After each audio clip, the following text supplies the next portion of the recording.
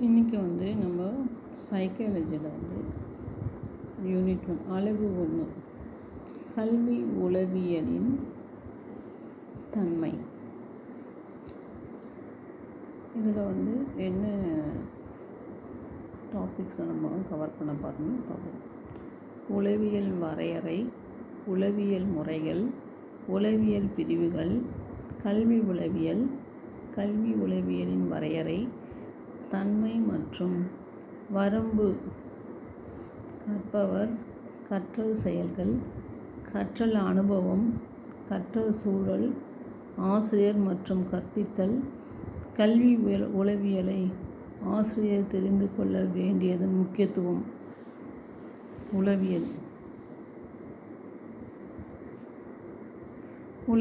உளவியல் என்பது ஆங்கிலத்தில் சைக்காலஜி எனப்படும்.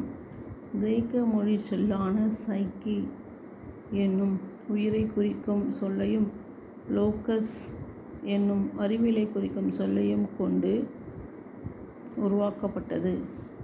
ஆரம்ப காலத்தில் உளவியல் என்பது ஆன்மாவையும் மனதையும் ஒரு ஆராயவியலாக கருதப்பட்டது. மனித நடத்தையை, அனுபவங்களை விவரிக்கும் அறிவியலே உளவியல். நடத்தை என்பது உளவியலில் விரிந்த பொருள் உடையது. உடலியக்க செயல்களான நடத்தல், நீந்துதல் போன்ற பல செயல்களும், உள்ள செயல்களான சிந்தித்தல், கற்பனை, பொருள் காணுதல் போன்ற பல செயல்களும், மனவெழுச்சி அனுபவங்களான கோபம், மகிழ்ச்சி போன்றவையும் உளவியலில் விவரிக்கப்படுகின்றன. உளவியல் வரையறை. மேக்டுகள் என்பவர் உளவியல் என்பது அனுபவத்தால் அறியப்படுகிற ஐயத்துக்கு இடமற்ற மனித மனதை பற்றிய அறிவே என்று கூறியுள்ளார். டிச்னர் மனோநிலை மீத செயல்களில் வெளிப்படுகிறது. ஆகவே உளவியல் என்பது அறிவியல் பூர்வமான மித செய்கைகளின் அறிவே ஆகும். உடல் செய்கைகள் மட்டுமல்ல, ஓடுதல், நடத்தல், உள செய்கைகள்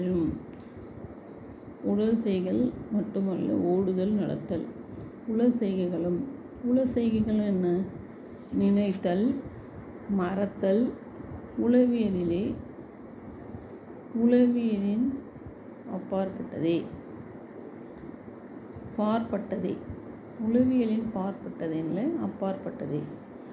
உளவியல் மனித வேறுபாடுகளை கண்டறிய உதவுகிறது. ஒரே மாதிரியான செய்கைகள் நிகழ்வதன் காரணத்தையும் கண்டறிய உதவுகிறது. பொதுவான விதிகளை உருவாக்கவும் முயல்கிறது. உளவியல் இறந்தவர்களை பற்றியோ அழிந்து போன உணர்வுகளை பற்றியோ அறிய முயலும் அறிவியல் தொகுதி அல்ல. வாழ்கிற செயல்பாடுள்ள மனிதர்களை பற்றி அறியவே அது முயல்கிறது. தற்கால உளவியலாளர்கள் உளவியலை பின்வருமாறு வரையறை செய்துள்ளார்கள். உடல் செயல்பாட்டின் மூலமாகவோ அல்லது நேரடி அனுபவத்தின் மூலமாகவோ தெரிவிக்கப்படும் மன செயல்பாடுகளே உளவியலாகும். உளவியலின் வரையறை பல மாறுதல்களை அடைகின்றது. எந்த ஒரு வரையறையும் உளவியலின் முழு பொருளையும் தன்னகத்தே கொண்டதாக அமையவில்லை. ஒவ்வொன்றிலும் ஏதாவது ஒரு குறைபாடு காணப்படுகின்றன. சில உளவியல் வல்லுநர்களின் கருத்துக்கள் கீழே கொடுக்கப்பட்டுள்ளன. உளவியல் என்பது மனதை பற்றிய அறிவியல். William James 1890. அக அனுபவங்களை புலனுணர்வின் மூலம், எண்ணங்களை, உணர்ச்சிகளை, புற அனுபவங்களை கண்டறிய உதவும் விஞ்ஞானமே உளவியல். வில்ஹெல்ம்ஸ் உண்ட் 1892.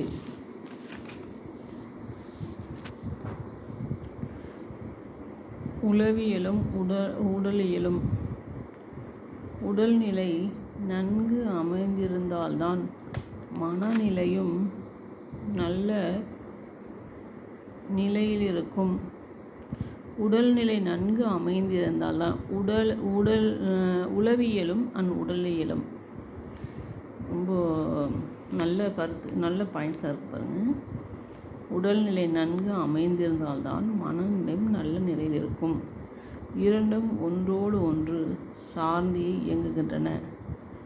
மனித உடலில் உள்ள கண், மூக்கு, வாய், செவி, மெய் போன்ற புலன் உறுப்புகளின் வாயிலாகவே தூண்டல்களை அறிகிறோம் என்று நீங்கள் அறிவீர்கள்.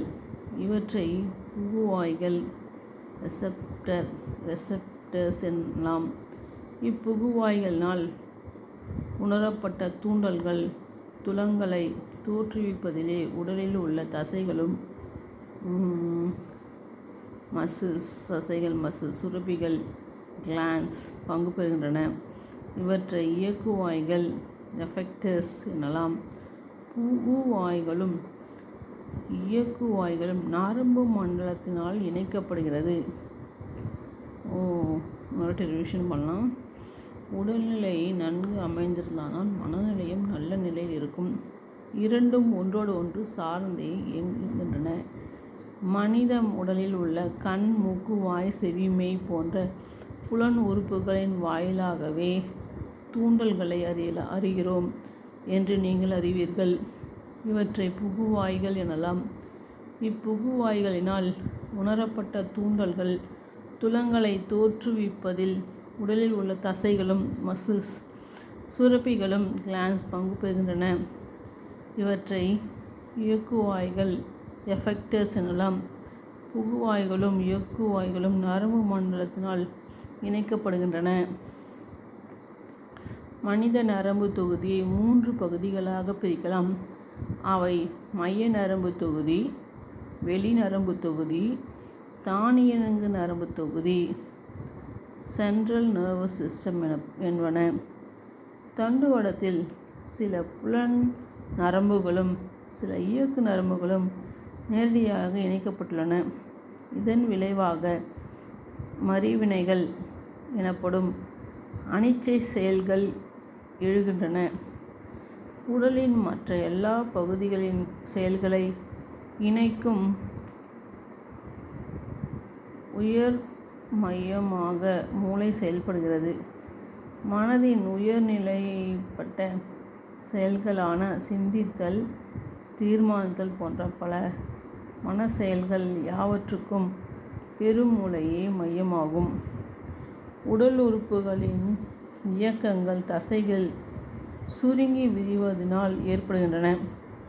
தசைகளின் உடலிலே அமைந்துள்ள சுரப்பிகளும் இயக்குவாய்களாகும். இவை நாள சுரப்பிகள், நாளமில்லா சுரப்பிகள் என இருவகைப்படும். நாளமில்லா சுரப்பிகள் உடல், மனம், பண்புகளை உருவாக்கி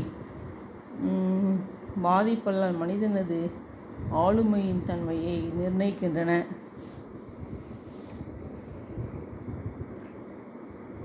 உளவியலும் தத்துவமும். 19ஆம் நூற்றாண்டின் கடைசி வரை தத்துவமும் உளவியலும் ஒன்றாகவே கருதப்பட்டு வந்தது. அண்மை காலத்தில்தான் இவ்விரண்டும் தனித்தனியாக பிரிக்கப்பட்டு வளர்ச்சி பெற்று வருகிறது. தத்துவ பேரறிஞர்கள் மனித மனம், அதன் இயல்புகள், மனித நடத்தைக்கு அடிப்படையான காரணிகள் போன்றவற்றை பற்றி பல கருத்துக்களை கூறியுள்ளார்கள். தத்துவத்தின் ஒரு பகுதியான தாக்கவியல் லாஜிக் மனிதன் சிந்தனை செய்வதன் வாயிலாக பல வாழ்வியல் உண்மைகளை கண்டுபிடிக்க இயலும் என்று கூறுகின்றது. சிந்தனை வளர்ச்சி பற்றி உளவியலும் விவரிக்கின்றது. உளவியலின் பயன்கள். உளவியல் தனிநபர் மற்றும் குழுவினர் நடத்தையை அறிய அறிவியல் முறை பயன்பட்டு விவரங்கள் திரட்டப்படுகின்றன. உளவியல் ஆய்வில் நடத்தையை பாதிக்கும் காரணிகள் பெருமளவில் ஆய்வு செய்யப்படுகின்றன.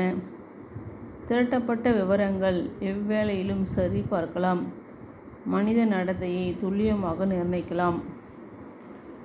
இத்தன்மைகள் உளவியலுக்கு பொருத்தமாக விளங்குவதால் உளவியல் அறிவியல் என கருதப்படுகின்றன. உளவியலை அறிவியல் என கருதப்படுகிறது. ஓகே, உளவியலின் பயன்கள் இன்னொரு பார்ப்போம். உளவியலின் பயன்களை நம்ம ரிவிஷன் பண்ண இன்னொரு உளவியல் தனிநபர் மற்றும் குழுவினரது நடத்தையை அறிய அறிவியல் முறை பயன்படுத்தப்பட்டு விவரங்கள் திரட்டப்படுகின்றன. உளவியல் ஆய்விலே நடத்தையை பாதிக்கும் காரணிகள் பெருமளவில் ஆய்வு செய்யப்படுகின்றன. திரட்டப்பட்ட விவரங்கள் எவ்வேளையிலும் சரிபார்க்கலாம். மனித நடத்தையை துல்லியமாக நிர்ணயிக்கலாம். இத்தன்மைகள் உளவியலுக்கு பொருத்தமாக விளங்குவதால் உளவியல் அறிவியல் என கருதப்படுகின்றன. மேற்குறிப்பிடப்பட்டிருந்த உளவியல் என்பது ஒரு அறிவியல். இது நடத்தையை கட்டுப்படுத்துவது மட்டுமின்றி தீர்மானிக்கும் செய்கின்றது என்பது புலனாகிறது. இது பரிசோதனை முறையை பின்பற்றி கூறுகளை கட்டுப்படுத்துகிறது, கண்டுபிடிப்புகளை சரிபார்க்கிறது, பிற சோதித்து புரிந்து கொள்ளும் வகையில் புறவய தன்மை மிக்க தீர்மானங்களை அளிக்கிறது. உளவியல் முடிவுகள் எதிர்கால ஆய்வுகளுக்கும் நடைமுறை வாழ்க்கைக்கும் பயன்படக்கூடியவை. உளவியல் ஒரு அறிவியல் என்பதில் ஐயமில்லை.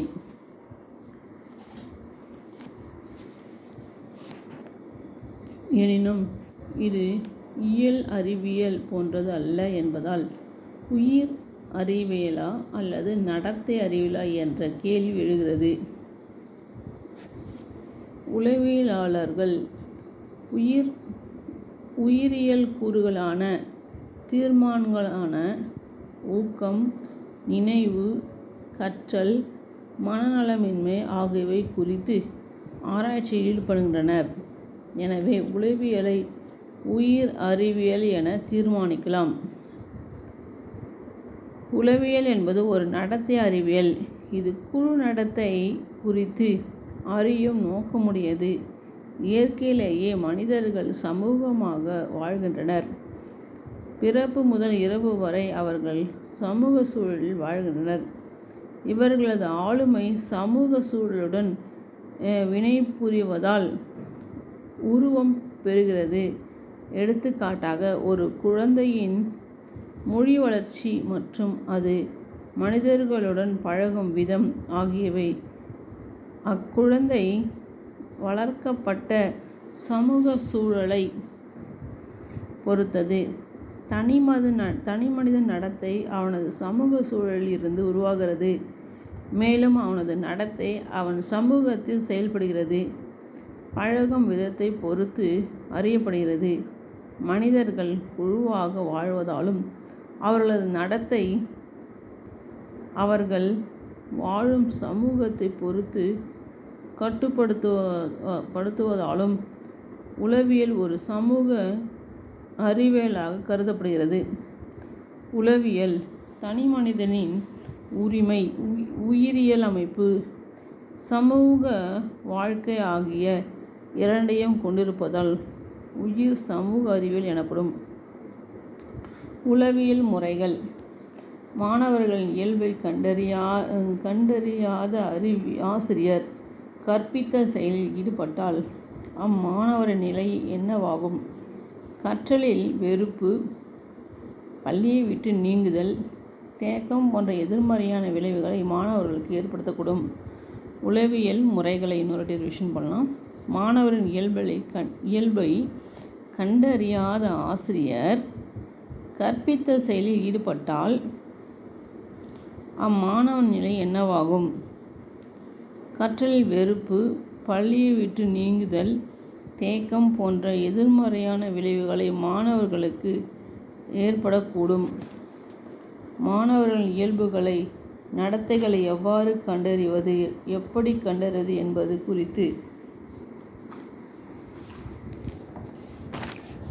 குறித்து உளவியலாளர் பல்வேறு ஆய்வு முறைகளை குறிப்பிடுகிறார்கள். எடுத்துக்காட்டாக, ஒரு சில உளவியல் முறைகளை பற்றி மட்டுமே அறிந்து கொள்ளுவோம்.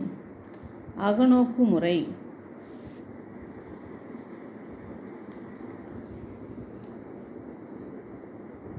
வகுப்பறையிலே உள்ள மாணவர் ஏதாவது ஒரு தவறை செய்துவிடும் பொழுது ஆசிரியர் உடனே கண்டிக்கிறார். சிறிது நேரம் கழித்து தான் ஏன் கோபப்பட்டோம், ஏன் அந்த மாணவனை கண்டித்தோம் என்று தன் செயலை தானே விருப்பு வெறுப்பென்று சிந்திக்கிறார். இதுபோன்று மாணவனும் தான் ஏன் அந்த தவறை செய்தோம், ஏன் ஆசிரியரின் கண்டிப்புக்குள்ளானோம் என சிந்தித்து சரியானது எது என்று முடிவுக்கு வருகிறான். இதை அகநோக்கு முறை எனலாம். வேறு விதமாக கூறும்பொழுது, ஒருவனது உள்ளத்திலே உள்ளனவற்றை தானே விருப்பு வெறுப்பின்றி ஆராய்ந்து விவரித்து பகுத்தாய்ந்து வகைப்படுத்தி முடிவுக்கு வருதல் அகநோக்கு முறை எனப்படுகிறது. உற்றுநோக்கல் முறை. மாணவர்கள் நடத்தையை ஆசிரியர் உற்று நோக்குதல் முதல் படியாகும். உற்று நோக்கப்படும் மாணவர்களின் செயல்களை அவர்களுக்கு தெரியாமலே உற்று நோக்கல் வேண்டும். உற்றுநோக்கல் முறை முக்கியமானது. இது திரும்ப ஒரு ரிவைஸ் பண்ணலாம். மாணவர்களின் நடத்தை ஆசிரியரை உற்று நோக்குதல் முதல் படியாகும். உற்று நோக்கப்பட்ட மாணவரின் செயல்களை அவர்களுக்கு தெரியாமலே உற்று நோக்கல் வேண்டும். அவர்கள் மனநிலையை செயலின் வாயிலாக அறிந்து கொள்ளலாம். எடுத்துக்காட்டாக, ஒரு மாணவன் சக மாணவர்களிடம் வெறுப்பற்ற பார்வையில் பல்லை கடித்து கையை ஓங்கும்போது அவன் சினமாக உள்ளான் என்று அனுமானிக்கிறோம். நடத்தையை பதிவு செய்தல் இரண்டாம் நிலையாகும். மாணவர் நடத்தையில் ஆசிரியர் என்னென்ன உற்று நோக்கினாரோ அவற்றை குறிப்பேட்டில் பதிவு செய்து கொள்ள வேண்டும்.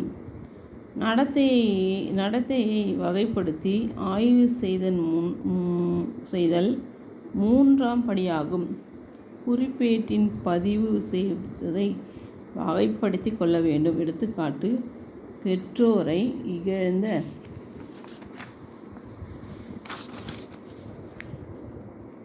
இழந்த மாணவரின் நடத்தையை வகைப்படுத்தி ஆய்வு செய்யும்போது அவர்கள் வளர்ச்சி எவ்வாறு உள்ளது என்று அறிந்து கொள்ள இயலும்.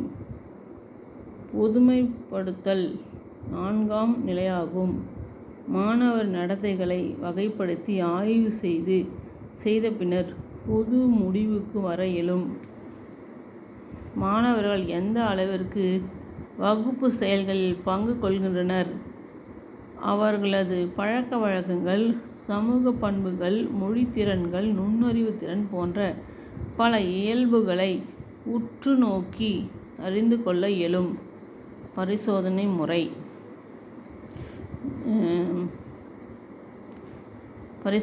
பார்ப்போம். அடுத்தது, உயிரினங்கள் நடத்தைகளை அறிந்து கொள்ள பரிசோதனை முறை நம்பகமானது, புறவயப்பட்டது என்று கல்வி உளவியலாளர்கள் கருதுகின்றனர். அறிவியல் கூடங்களைப் போன்று உளவியலுக்கு ஆய்வுக்கூடங்கள் உள்ளனவா? அறிவியல் கூடங்களைப் போன்று உளவியலுக்கு ஆய்வுக்கூடங்கள் உள்ளனவா? அறிவியல் ஆய்வு முடிவுகள் போன்று உளவியல் ஆய்வின் முடிவுகள் இருக்குமா என்பது பற்றி உங்களுக்கு ஐயம் ஏற்படலாம். எப்பிங்ஹாஸ், தார்ண்டைக், பாவ்லவ் போன்ற உளவியல் அறிஞர்கள் நினைவு, கற்றல் போன்றவற்றை பற்றிய உண்மைகளை ஆய்வுகளில் ஆய்வு செய்து கண்டுள்ளனர். இவைகள் வகுப்பறைகளில் பயன்படுகின்றன. உளவியல் பரிசோதனை முறை என்பதை கட்டுப்பாட்டு ஆய்வுக்குட்பட்ட உற்றுநோக்கல் எனலாம். உளவியலின் பிரிவுகள். உளவியலில் பல பிரிவுகள் காணப்படுகின்றன. உளவியல் இன்று ஏற்பட்டுள்ள விரைவான முன்னேற்றங்களை பற்றி ஓரளவு அறியக்கூடிய முக்கியமான சில பிரிவுகள். பொது உளவியல். இது எல்லா உளவியல் பிரிவுகளுக்கும் அடிப்படையான பொதுவான கருத்துக்களை பற்றியும் முதிர்ச்சி அடைந்த சாதாரண மனிதர்களின் நடத்தையை பொது உளவியல் விவரிக்கின்றது. இப்பிரிவில் புலன்காட்சி, மன உணர்ச்சிகளுக்கும் எழுச்சிகளுக்கும் ஊக்குவித்தல், கற்றல், சிந்தித்தல் போன்றவைகள் அடங்கும். தனியால் வேற்றுமைகளின் தன்மை, அவற்றின் அளவு, அவை தோன்ற காரணங்கள் போன்றவைகளும் இப்பிரிவில் ஆராய்கிறது. குழந்தை உளவியல். குழந்தையின் வளர்ச்சி. இவ்வளர்ச்சியில் அதன் மரபு நிலை, சூழ்நிலை ஆகியவற்றின் பங்கு, குழந்தையிடம் காணப்படும் திறன்கள், இவற்றை அளவிடும் முறைகள், குழந்தை தனது சூழ்நிலைகளின் பொருத்தப்பாட்டை அடையும் வகைகள் போன்றவற்றை ஆராயும் உளவியற் பிரிவு குழந்தை உளவியல் எனப்படும். இதுபோன்றே குழவி உளவியல், குமரப்பருவ உளவியல் ஆகியனவும் இன்று எழுந்துள்ளது. நெறி பிறழ் உளவியல். சமநிலையினின்றும் பிறழ்ந்து நரம்பு நோய்கள் சமநிலையினின்றும்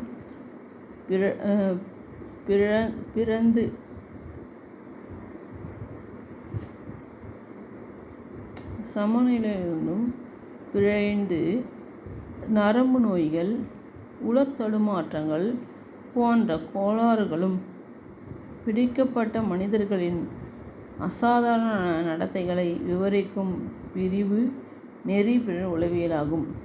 உடற்கூறு உளவியல். இப்பிரிவில் மனச்செயல் முறைகளது உடலியல் அடிப்படைகள் ஆராயப்படுகின்றன. நரம்பு மண்டலம், புலன்கள், சுரப்பிகள் போன்றவற்றின் அமைப்பு, செயல்பாடு ஆகியன இப்பிரிவில் இடம்பெறுகிறது. ஒப்புமுறை உளவியல். மனிதனின் நடத்தையுடன் பிற விலங்கினங்களின் நடத்தைகளை ஒப்பிட்டு இவற்றினுள் காணப்படும் தொடர்புகளையும் வேறுபாடுகளையும் அறியவும் பிரிவே ஒப்புமுறை உளவியலாகும். மனிதர்களைக் கொண்டு நடத்த முடியாத அல்லது நடத்தக்கூடாத சோதனைகளை விலங்குகளைக் கொண்டு நடத்தவியலும் நடைமுறை உளவியல். அடுத்தது நம்ம பார்ப்போம் நடைமுறை உளவியல்.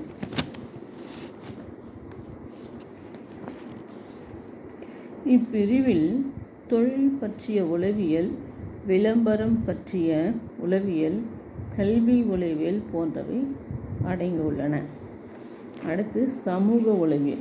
சமூக உளவியல் அடுத்து பார்ப்போம். நாம் ஒவ்வொருவரும் சமூகத்தின் அங்கத்தினர்கள் அல்லவா? நம்ம ஒவ்வொருவரும் இந்த சொசைட்டியில் ஒவ்வொரு இண்டிவிஜுவல் தானே, ஒவ்வொரு அங்கத்தினர்கள் அல்லவா? பிறப்பு முதல் சமுதாயத்தில் செல்வாக்கினால் நம் நடத்தையின் மாற்றம் ஏற்படுகிறது. சமூகத்தின் இயக்கத்தினை நம்மால் மாற்றம் செய்ய இயலுகிறது. உதாரணமாக தேசத்தலைவரின் செயல்பாட்டை குறிப்பிடலாம். சமூகத்தில் எதிர்கொள்கிற வகுப்புவாதம், ஜாதி பிரிவினைவாதம், சமூக அநீதிகள் போன்ற பல்வேறு சமுதாய பிரச்சனைகளுக்கு தீர்வு காண சமூக உளவியல் உதவுகிறது. பள்ளியில் மாணவனது கற்றல் கற்பித்தல் மேம்பாடு அடைவதற்கு குடும்பம், பள்ளி, நண்பர்கள், சுற்றுச்சூழல், சமூகம் போன்ற பல சமுதாயங்கள் முக்கிய பங்கு வகிக்கிறது. அறிவுரை பகர்தல் உளவியல். உங்களுக்கு வாழ்க்கையிலே விரக்தி ஏற்பட்டுள்ளதா? மனமுறிவு ஏற்பட்டுள்ளதா? தீர்வு காண எங்கள் நிறுவனத்தை தொடர்பு கொள்ளுங்கள். இவை போன்ற விவரங்களை நீங்கள் பார்த்திருப்பீர்கள். எதற்காக இந்த விளம்பரங்கள்? மக்களுக்கு அன்றாட வாழ்வில் ஏற்படும் பிரச்சனைகளுக்கு தீர்வு காண உதவவே தற்காலத்தில் வழிகாட்டுதல் இயக்கங்கள் தோன்றுகின்றன. பள்ளிகளின் பயிலும் மாணவர்களுக்கு தனிப்பட்ட வாழ்க்கையில் எழக்கூடிய நடத்தையை பாதிக்கும் மனவெழுச்சி பிரச்சனைகள் கற்றல்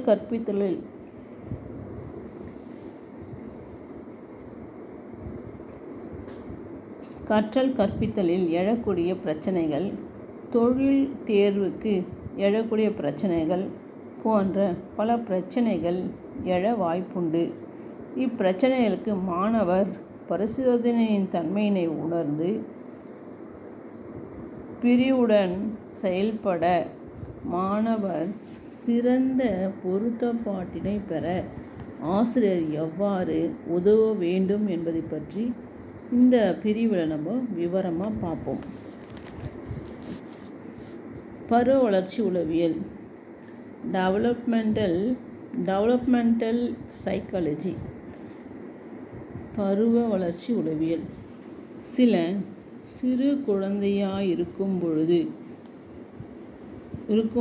உள்ள உடல் வளர்ச்சியையும் தற்போது உள்ள உடல் வளர்ச்சியும் ஒப்பிட்டு பார்த்தால் உங்களுக்கே வியப்பாக இருக்கிறதல்லவா?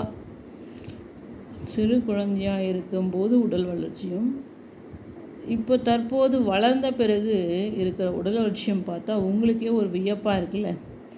எத்தனை மாற்றங்கள்!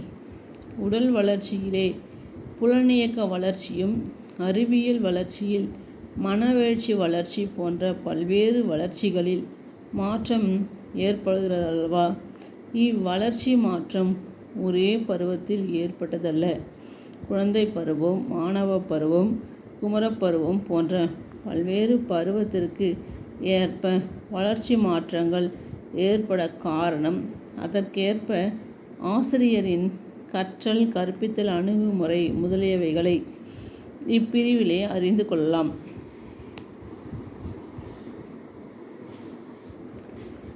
அடுத்தது மருத்துவ உளவியல். இது பருவ வளர்ச்சி உளவியலை இன்னொரு முறை ரிவிஷன் பண்ணலாமா? ஏன்னா இது பருவ வளர்ச்சி உளவியல் மாணவர்கள் தெரிந்து கொள்ள வேண்டிய ஒரு முக்கிய சப்ஜெக்ட் இது. நீங்கள் சிறு வயதாக இருக்கும்போது உள்ள உடல் வளர்ச்சியும் தற்போது உள்ள உடல் வளர்ச்சியும் குறிப்பிட்டு பார்த்தால் உங்களுக்கே வியப்பாக இருக்கிறதல்லவா? எத்தனை மாற்றங்கள்! உடல் வளர்ச்சியிலும், புலனிக்க வளர்ச்சியிலும், அறிவு வளர்ச்சியிலும், மன எழுச்சி வளர்ச்சியிலும் போன்ற பல்வேறு வளர்ச்சிகளில் மாற்றம் ஏற்படுகிறதல்லவா? இவ்வளர்ச்சி மாற்றங்கள் ஒரே பருவத்தில் ஏற்பட்டதல்ல. குழந்தை பருவம், மாணவ பருவம், குமரப்பருவம் போன்ற பல்வேறு பருவங்களில் ஏற்ப வளர்ச்சி மாற்றங்கள் ஏற்பட காரணம். இதற்கேற்ப ஆசிரியரின் கற்றல் கற்பித்தல் அணுகுமுறை முதலியவைகளை இப்பிரிவிலே அறிந்து கொள்ளலாம். மருத்துவ உளவியல். அடுத்த டாபிக் நம்ம மருத்துவ உளவியல் பார்ப்போம். உளவியலின் உண்மைகளின் விளைவாக பல வாழ்க்கை துறைகள் பெரும் பயன் பெற்றுள்ளன.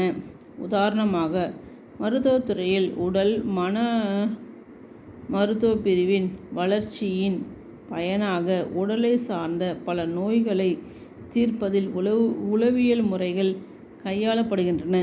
இதன் விளைவாக மருத்துவ உளவியல் என்ற புது பிரிவு தோன்றுகிறது. கல்வி உளவியல் வரையறை.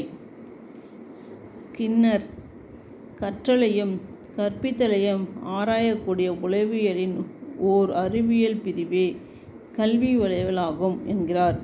பொது உளவியலின் கருத்துக்களையும் கண்டுபிடிப்புகளையும் கற்பித்தலிலும் கற்றலிலும் கல்வி உளவியல் எடுத்தாளுகிறது என்கிறார் திரு எஸ். சந்தானம் அவர்கள்.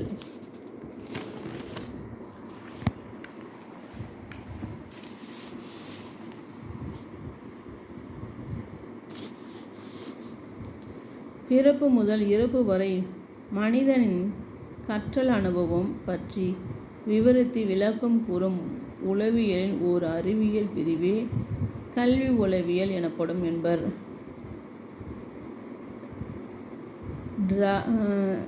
ராவ் என்பவர் கல்விச்சூழலை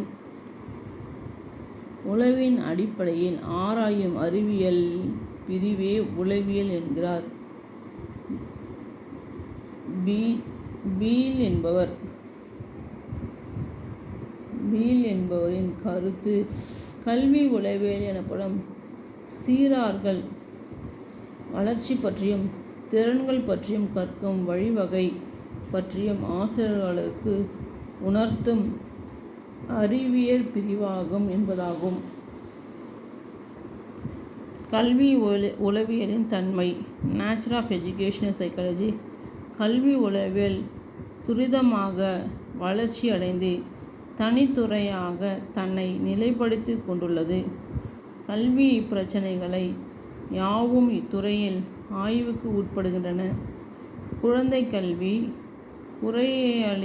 குறையறிந்து தீர்க்கும் முறைகள், மீத்திறன் மிக்கவர்கள் கல்வி, ஊனமுற்றோருக்கான கல்வி, கற்றலை பாதிக்கும் காரணிகள், கல்வி மதிப்பிடுதல் கோட்பாடுகள் போன்றவற்றை தன் ஆய்வுகளமாக கொண்டுள்ளதன் மூலம் கல்வி உளவியல் என்பது தனித்தன்மை வாய்ந்த ஒரு சிறப்பு துறை என்பது விளக்கும். வகுப்பறை சூழல், நடத்தை மாற்ற உத்திகள், திட்டமிட்டு கற்றல் வழிமுறைகள், நுண்திறன் கற்பித்தல், கல்வி நுட்பவியலின் மென் தளவாட அணுகுமுறைகளை பயன்படுத்தல், கணினி கொண்டு கற்பித்தல் போன்ற பிரிவுகளை உருவாக்கி வகுப்பறை கற்றலிலே கற்பவர் கற்பிப்பவர் இடையேயான இடைவினைகளை இன்ட்ராக்ஷன் மேம்படுத்த கல்வி உளவியல் பெரிதும் முயற்சிக்கிறது. உயர் கற்பித்தல் முறைகள் யாவையும் முழுக்க உளவியல் அடிப்படையானவை. மனித உளவியலின் வரம்பு காட்டும் பகுதிகள். Scope of educational psychology. இப்போ நம்ம கல்வி உளவியலின் வரம்பு காட்டும் பகுதிகள் பார்ப்போம். ஃப்ளேர், ஜோன்ஸ், சிம்சன் போன்றோர் கூறுவது போன்று கல்வி தத்துவயியல் எதை கற்பிக்க வேண்டும் என்பதை சுட்டிக்காட்ட கல்வி உளவியல் அதை எப்படி கற்பிக்க வேண்டும் என்று இயம்புகிறது. கல்வி உளவியல்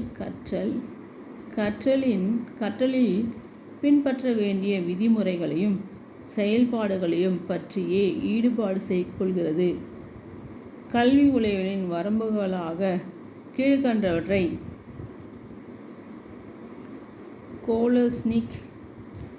கோலஸ்னிக் குறிப்பிடுகிறார். கோலஸ்னிக் என்பவர் இந்த கல்வியலின் வரம்பாடுகளை கல்வி உளவியலின் வரம்பாடுகளை கீழ்கண்டவற்றை குறிப்பிடுகிறார். வாங்க அடுத்து கல்வி வரம்பியலை பற்றி நம்ம பார்ப்போம். ஓகே, மாணவர்களுக்கிடையே காணப்படும் தனியால் வேறுபாடுகள், இண்டிவிஜுவல் டிஃப்ரென்சஸ். மாணவர்களுக்கிடையே காணப்படும் தனியால் வேறுபாடுகள், இண்டிவிஜுவல் டிஃப்ரென்சஸ். ஊக்கம், மோட்டிவேஷன். கற்பித்தல் முறைகள், மதிப்பிடும் முறைகளும் அவைகளின் நிறை குறைகளும்.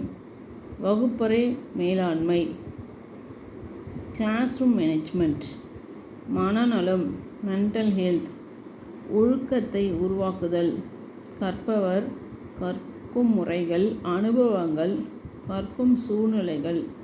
த learner, learning process, learning experience, learning environment. H C. Lindgren கூற்றுப்படி கல்வி உளவியலின் பாடப்பொருட்கள் கீழ்கண்ட பிரிவுகளை மையமாக வைத்து அமைக்கப்படுகிறது. 1. கற்பவர். கற்பவர்னா லேர்னர். லேர்னர் தான் கற்பவர். கற்கும் முறைகள், லேர்னிங் ப்ராசஸ். எப்படி நம்ம கற்கும் முறைகள், லேர்னிங் ப்ராசஸ் எப்படி இருக்குது. கற்கும் சூழ்நிலைகள், லேர்னிங் சுச்சுவேஷன்ஸ். கற்கும் சூழ்நிலைகள். கற்பவர் என்ற முதற் பிரிவின் கீழ் மாணாக்கரின் திறமைகள், தேவைகள், வாழ்க்கை இலக்குகள், தற்கருத்துக்கள், செல்ஃப் கான்செப்ட்ஸ் போன்றவைகளும் அவை எவ்வாறு ஒவ்வொருவரும் வேறுபடுத்துகின்றன என்பதும் இடம்பெறுகின்றன. இப்பிரிவு மாணவர்களது வளர்ச்சி படிநிலைகள்,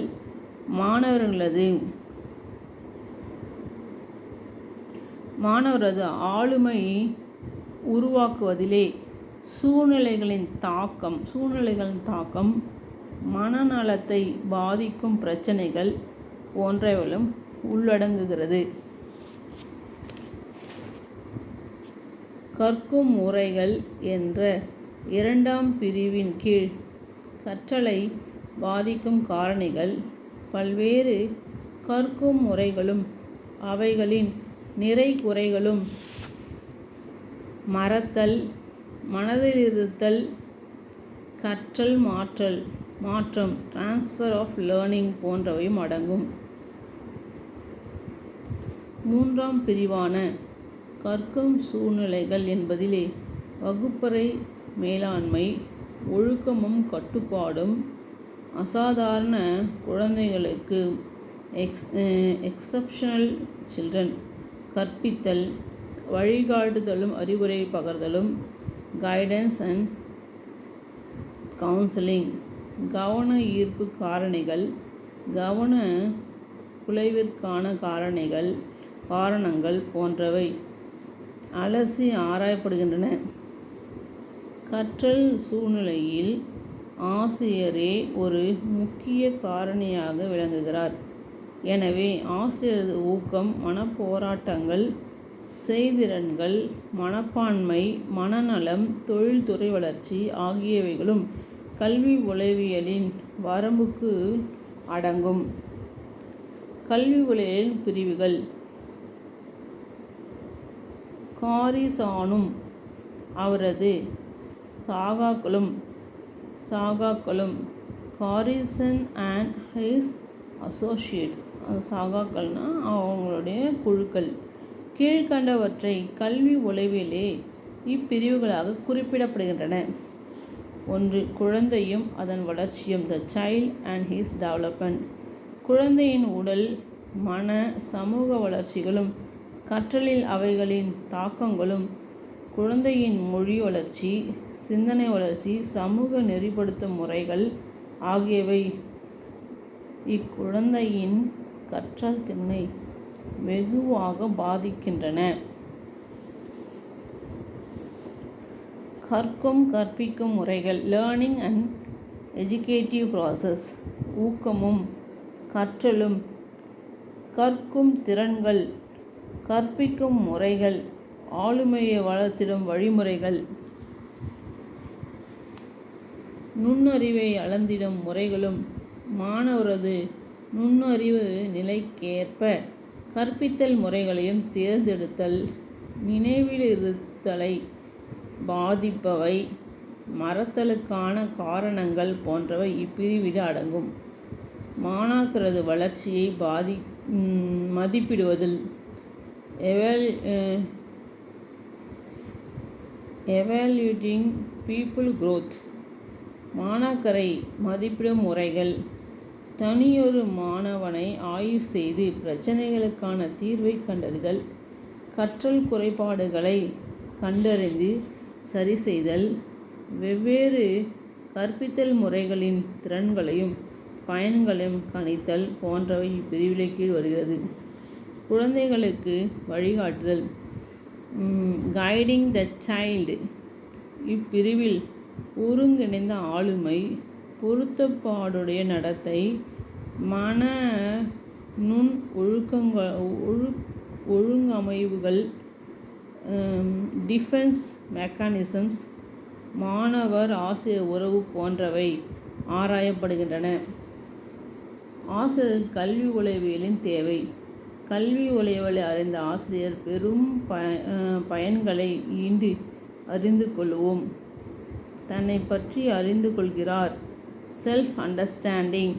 கிரேக்க மேதை சாக்ரட்டிஸின் உன்னையே நீ அறிந்து கொள், உன்னையே நீ அறிந்து கொள் என்ற கூற்றிற்கிணங்க ஆசிரியர் நம்மிடம் காணப்படும் நிறை குறைகள், விருப்பு வெறுப்புகள், மனவெழுச்சிகள், மனப்பான்மைகள் போன்றவற்றை தாமே உணர்ந்து கொள்கிறார்.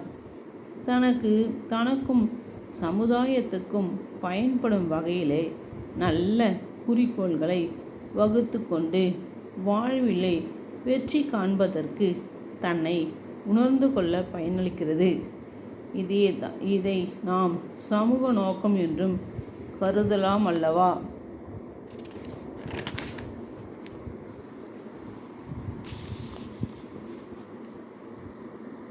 மாணவர்களின் இயல்பை, நடத்தைகளை புரிந்து செயல்படுகிறார்.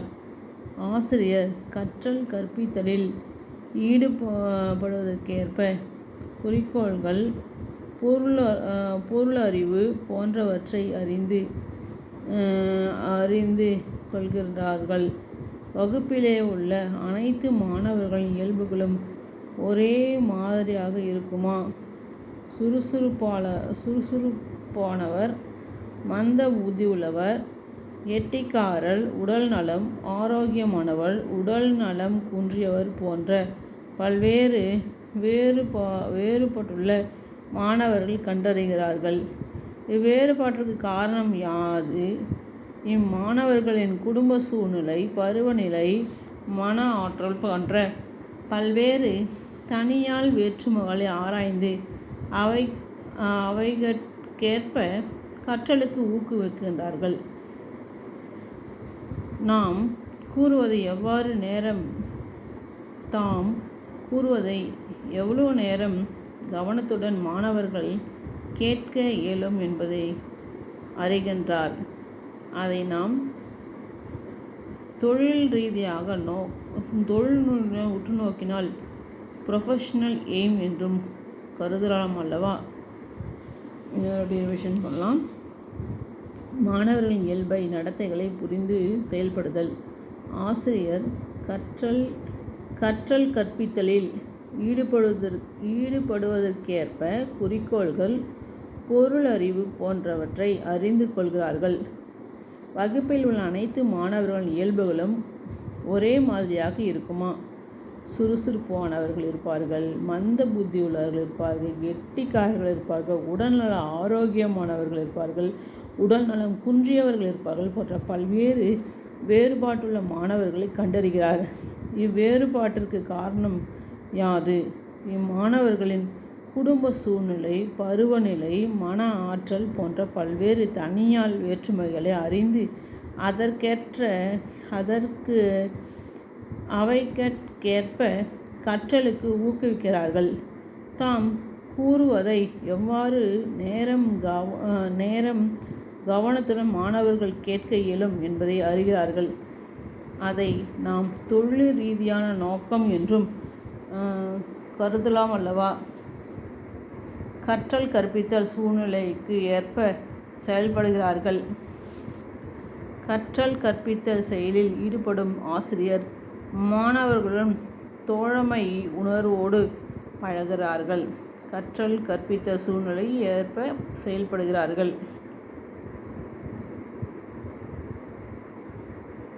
கற்றல் கற்பித்தல் செயலில் ஈடுபடும் ஆசிரியர் மாணவர்களுடன் தோழமை உணர்வோடு பழகுகிறார். கற்றலில் மாணவரின் ஆர்வத்தை தூண்டி கவனத்தை ஈர்க்கிறார். விளையாட்டு முறை, செயல்முறையில் கற்றல், கதை, பாட்டு போன்ற பல்வேறு கற்றல் கற்பித்தல் முறைகளை மாணவர் விரும்பும் வண்ணம் அவர்களின் தேவைக்கேற்ப கையாள்கிறார். கற்றலில் கவர்ச்சியை ஏற்படுத்த, கவனத்தை ஈர்க்க காட்சி பொருட்களை பயன்படுத்துகிறார். தாங்களாகவே மாணவர்கள் கற்பதற்கு உதவி புரிந்து கற்றலை எளிமைப்படுத்துகிறார். கல்வியின் நோக்கம் பாடப்பொருளறிவை அறிந்து கொள்வதோடு மட்டும் முற்று பெறவில்லை. மாணவனின் முழு வளர்ச்சிக்கும் ஆசிரியரே பொறுப்பேற்கிறார். முழு வளர்ச்சி என்பது எதை குறிக்கின்றது என்று உங்களுக்குள் கேள்வி எழும். உடல், உள்ளம், அறிவு, செயல்திறன்கள், அழகுணர்வு, ஆற்றல், நல்லொழுக்கம், சமூகவியல்பு போன்ற பல வளர்ச்சிகளின் ஒருங்கிணைந்த வளர்ச்சியை முழு வளர்ச்சி எனலாம். இவ்வளர்ச்சியை மாணவர்கள் பெறுவதற்கு அவர்கள் விருப்பத்திற்கு ஏற்ப, தேவைக்கு ஏற்ப மகிழ்ச்சியான கற்றல் சூழ்நிலையை அமைத்து கொடுத்தல் ஆசிரியர் கடமை அல்லவா? எதையும் வலிந்து செலுத்தினால் மாணவரின் கற்றல் பலனளிக்காது. ரொம்ப இந்த டாபிக் நிறைய மாணவருக்கு உபயோகமாக இருக்கும்னு தோணுது. அதனால் திரும்ப ஒரு ரிவைஸ் பண்ணலாம். கற்றல் கற்பித்த சூழ்நிலைக்கு ஏற்ப செயல்படுகிறார். கற்றல் கற்பித்த சூழ்நிலைக்கு ஏற்ப செயல்படுகிறார். கற்றல் கற்பித்தல் செயலில் ஏற்படும் ஆசிரியர் மாணவர்களின்